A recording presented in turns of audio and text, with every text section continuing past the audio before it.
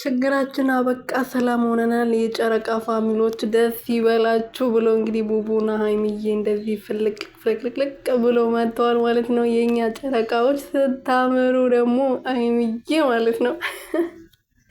እና በጣም ነው የምታምሩት። እንኳን ደህና መጣችሁ ማለት ነው። እንደዚህ እንድትመጡ ብዙዎቻችን ስንጠብቅ ስናፍቅ ነበረ። እንኳን ደህና መጣችሁ የኔ ውብ እና ወርቅ የሆናችሁ ልጆች ማለት ነው።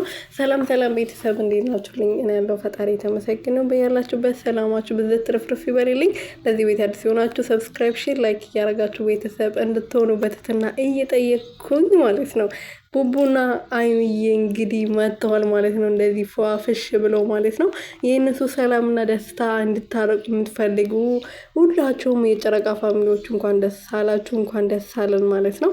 ሀይሚና ቡራ ትላንት እንግዲህ መጥቶ ነበረና በሀይሚዬ ቤት ልጅቷ ተመልሳ አሁንም መታ የእሱ ልጅ ነኝ ብላ ነበረና አዲስ ነገር ተሰምቶ ማነች ሀይሚዬም እንግዲህ ይቅርታ አድርጋለታለች ማለት ነው። ያው ቡቡ ምንም የማያውቀው ነገር የለም። ልጅቷ ያ ልጅ መጥቶ የልጁ አባት ነኝ ካለ የእሱ ነው ማለት ነው። እኔ ነኝ አይደል እንደ የማውቀው ብላ ነበር እና አዎ አንቺ ነሽ የምታውቂው፣ ግን የቡቡ ልጅ አይደለም ይሄ እርግጠኛ ነን ማለት ነው። አንቺ ድራማ እየሰራሽ ነው፣ ቻናልሽን ለማሳደግ ብለሽ ነው የመጣሽው እንጂ የቡባ ልጅ አይደለም።